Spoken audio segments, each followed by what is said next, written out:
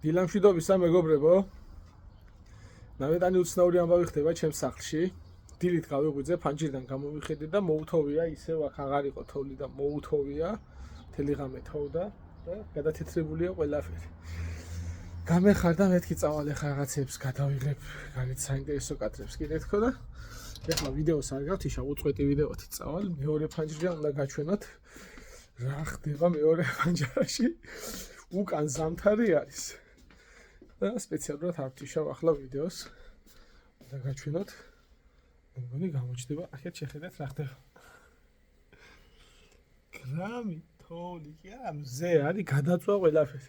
იქეთ ზამთარია, აქეთ ზაფხულია. და იცი მეორე ფანჯრიდან უკეთესად გავაჩნდეს შეიძლება.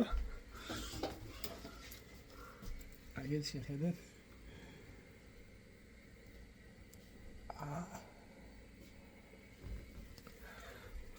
ასეთი ამბავია. ორი სეზონი მაქვს სახლში. უკანა ფანჯრებთან ზამთარი, წინ ზაფხული. შუაშია შემოდგომა. წავედი კარგად იყავ.